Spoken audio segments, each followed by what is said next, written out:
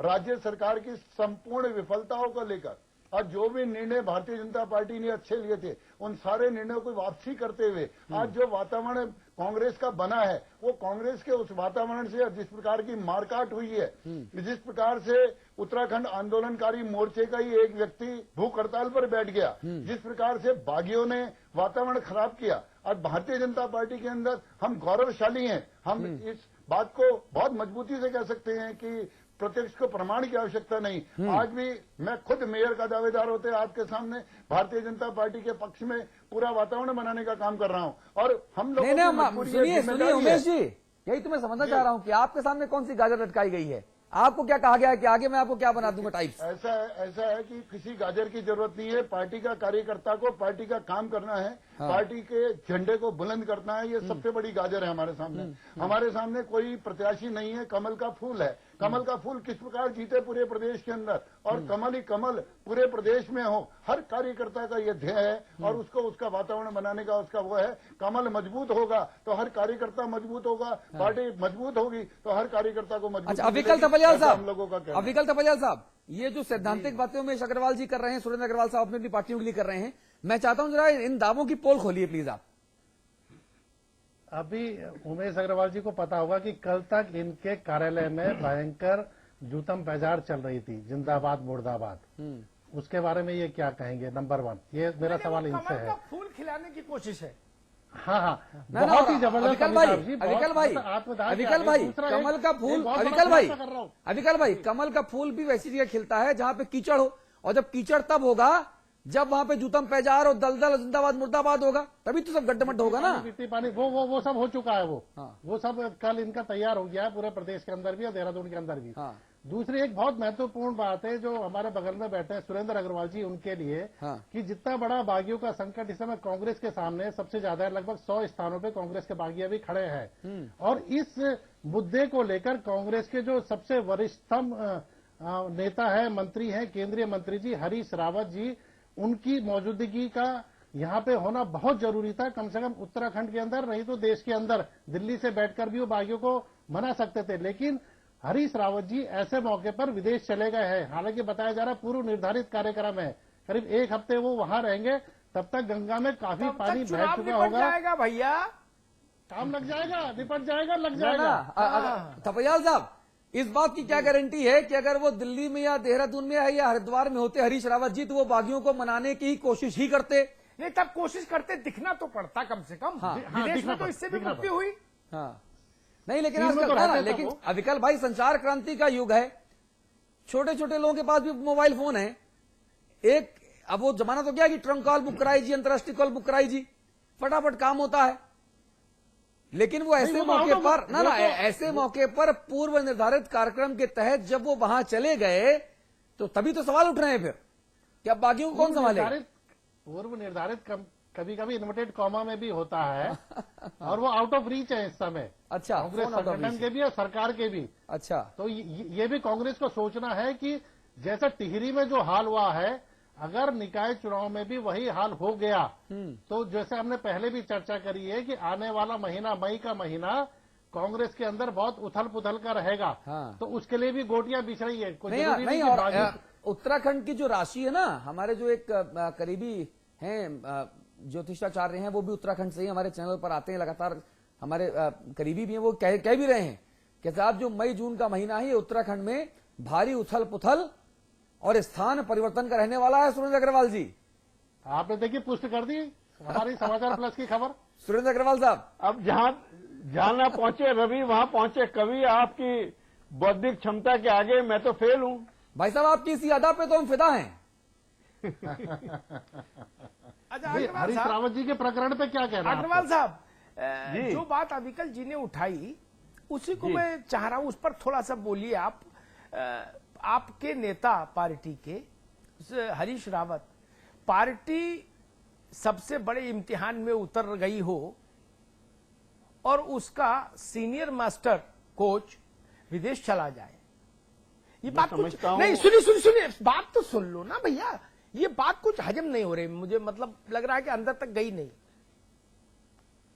जी मैं समझता हूँ विदेश जब कोई केंद्रीय मंत्री जाता है तो माननीय प्रधानमंत्री जी के निर्देश पर जाता है और राष्ट्रीय कार्यक्रमों अंतर्राष्ट्रीय कार्यक्रमों के तहत उनका पूर्व निर्धारित कार्यक्रम था। प्रधानमंत्री जहां तक वर्किंग कर रहे हैं उत्तराखंड में, प्रधानमंत्री नहीं उनके निर्देश पे गए, अंतर्राष्ट्रीय दौरा है, गुडविल दौरा भी हो सकता है, अंतर्राष्ट्रीय व्यवस्था। अरे भैया, प्रदेश में पहले कांग्रेस की गुडविल बचा लीजिए, विदेश में तो गुडविल बनती रहेगी।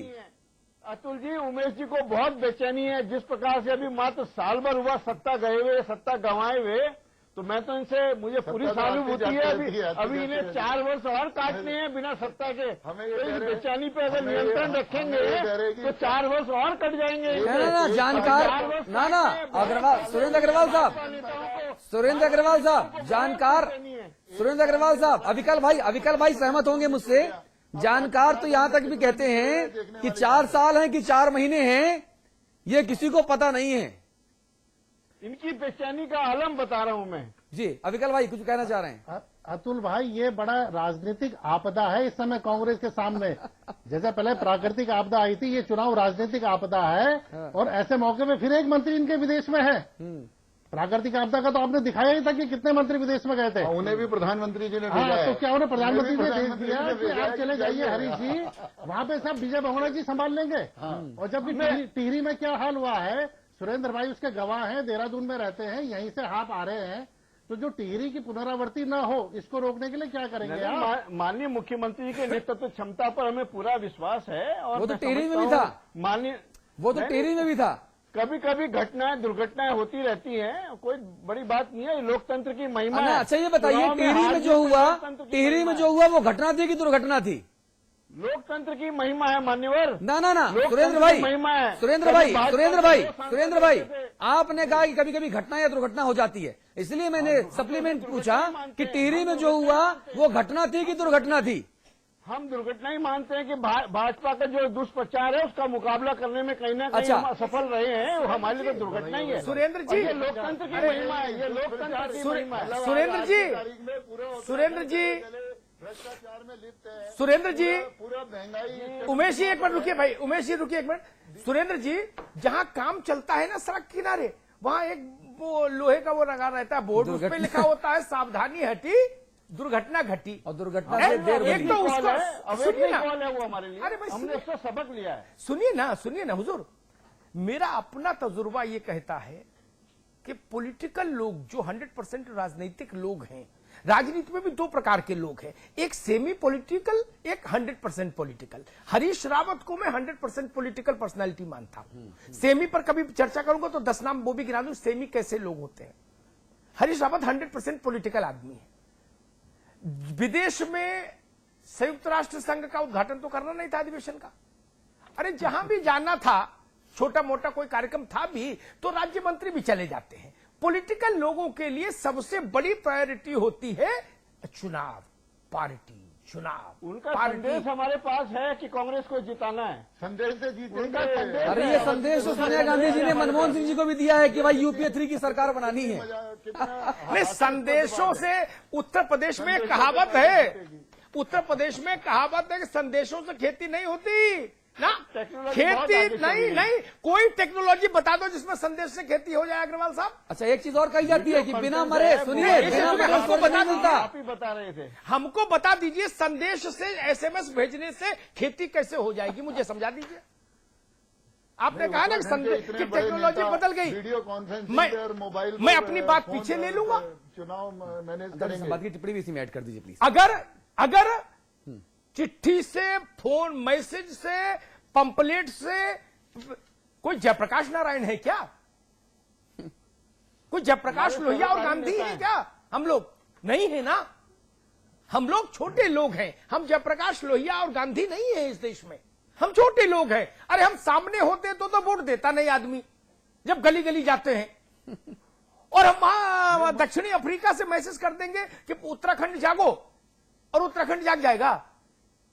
अमिताभ जी, मेरा ये मानना है कि अगर मान लिया वीडियो कॉन्फ्रेंसिंग, उमेश अग्रवाल जी, और संपादकीय टिप्पणी, चुनाव की बात करते हैं, उमेश अग्रवाल जी, मैं आप सबको माफी के साथ रोक रहा हूं। अमिताभ जी प्लीज, संपादकीय टिप्पणी सिर्फ आपका अधिकार है, आप सब लोग प्लीज सुनिए जी। मुझे लगता है कि जब स्थानीय निकायों के चुनाव में निर्दलीय जीतते हैं तो राजनीतिक दलों को इस बात से सबक लेना चाहिए। मुझे तो आंकड़े नहीं पता थे, जैसे अविकल जी ने आंकड़े बताए, वो आंकड़े बताते हैं कि दोनों बड़ी पार्टियों से लगभग दूनी स्थिति में सभासद जीते पिछले चुनाव में निर्दलीय। आप लोग दोनों सबक लीजिए कि जो पहली इकाई है लोकतंत्र की, शहरी लोकतंत्र की पहली इकाई, उसमें जनता आपको पसंद नहीं कर रही, दोनों राजनीतिक दलों को। उसका भरोसा निर्दलीय में ज्यादा है। मैं ऐसा आचरण होना चाहिए, ऐसे प्रामाणिकता होनी चाहिए, ऐसे पारदर्शिता होना चाहिए कि उत्तराखंड की जनता आप पर भरोसा कर पाए। दोनों पार्टियों के लिए कह रहा हूं, ठीक बात है। पार्टी लाइन से ऊपर उठ के अगर वो निर्दलियों को वोट देती है तो मानकर चलिए कि समाज में आप लोगों से ज्यादा भरोसा उनको उन लोगों पर है जो दलीय राजनीति से परे हैं और उनको वो जिता के भेजना चाहते हैं। इसको समझना होगा। ये मोह भंग की एक वो है, लिखावट है, इबारत है जो दीवार पर लिखी जाती है। और जो लोग लोकतंत्र के स्कूल के विद्यार्थी हैं, चुनावी राजनीति से जुड़े हैं, पार्टी के कार्यकर्ता, मैं चाहूंगा कि वो इस बात की जरूर ख्याल करें कि आखिर कहां पर कमी है कि जनता उनके साथ जुड़ नहीं पा रही। ठीक बात है। कहीं तो कमी है हमारे में, वो कमी दूर हो तो उत्तराखंड का भला हो, आप भी सीटें ज्यादा जीते, प्रदेश भी तरक्की करे, तो शायद मुझे लगता है कि सबका भला हो। जी, और ये इस बात का भी द्योतक है कि जो बड़े राजनीतिक दल हैं, कांग्रेस और बीजेपी जैसे, उनके भीतर के जो लोग जो बागी होकर ताल ठोक रहे हैं, जो इंडिपेंडेंट हुए, उनको जीत भी हासिल हुई। इन दोनों दलों के बीच में आपस में इतने ज्यादा मतभेद थे कि ये टिकट वितरण ठीक नहीं कर पाई। इसका एक मैसेज ये भी जाता है कि इनकी पार्टी से लोग टूटे, उनकी इंडिविजुअल छवि थी, वो इंडिपेंडेंट लड़े और जीते। तो यहां पर भी देखना है कि हम भाई भतीजावाद, परिवारवाद, अंतरकलह इतनी हावी ना हो कि पार्टी पीछे छूट जाए, पार्टी का नुकसान है। ये भी रोकना पड़ेगा, तभी प्रदेश का विकास होगा और तभी आप लोगों का भी विकास होगा। बहुत धन्यवाद अग्रवाल बंधु, बहुत शुक्रिया अविकल भाई, अमिताभ जी बहुत धन्यवाद आपका, जनता जनार्दन आपका भी बहुत शुक्रिया। आपके अपने चैनल समाचार प्लस पर खबरों का सिलसिला लगातार जारी है।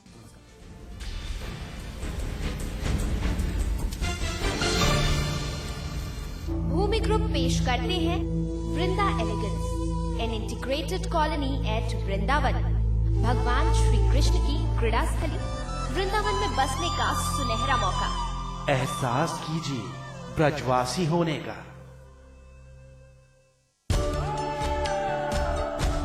इसमें टेस्ट है, तंबाकू नहीं। आप भी आजमाइए रजनीगंधा। रजनीगंधा। सपने सपने अपने घर लाओ, अपने अपने सपने घर लाओ, बहती हवाएं घर लाओ, उम्मीद की किरणें घर लाओ। सुबह रेशमी सांझ मखमली अपने आंगन में लाओ, खुशियों के तारे जगमग से तारों को छत पर सजवाओ, अपने अपने सपने घर लाओ। Supertech, yours for life. आज ली क्या? Interestingly,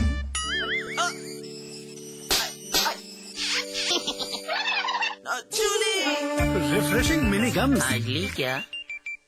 मैं चाहूंगा कि जब जब भी मेरा जन्म हो, वृंदावन की इसी पावन भूमि में हो।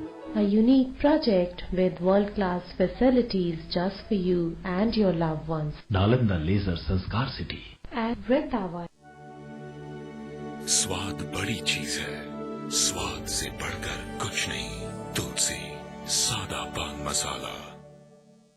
भले तो वास्तु एवं प्राच्य विद्या विशेषज्ञ पंडित दिवाकर शर्मा लेकर आए हैं वास्तु एवं फेंग शुई का विश्वकोश, एक ऐसी पुस्तक जो बिना तोड़ फोड़ वास्तु दोषों के ऐसे उपाय बताएगी जो आपने न कभी देखे होंगे न सुने होंगे। जी हाँ, वास्तु एवं फेंग शुई का विश्वकोश। इस पुस्तक की कीमत है 2100 रुपए, लेकिन समाचार प्लस के माध्यम से इसकी अग्रिम बुकिंग कराने पर ये अद्भुत विश्वकोश अब आप पा सकते हैं सिर्फ और सिर्फ 700 रुपए में। बुकिंग के लिए तुरंत संपर्क करें।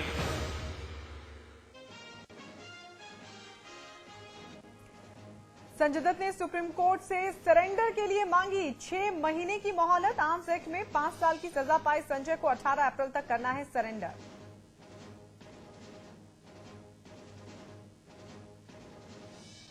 इलाहाबाद हाईकोर्ट के लखनऊ बेंच का बड़ा फैसला, यूपी से खत्म होगा अमेठी जिला बनाने की अधिसूचना रद्द।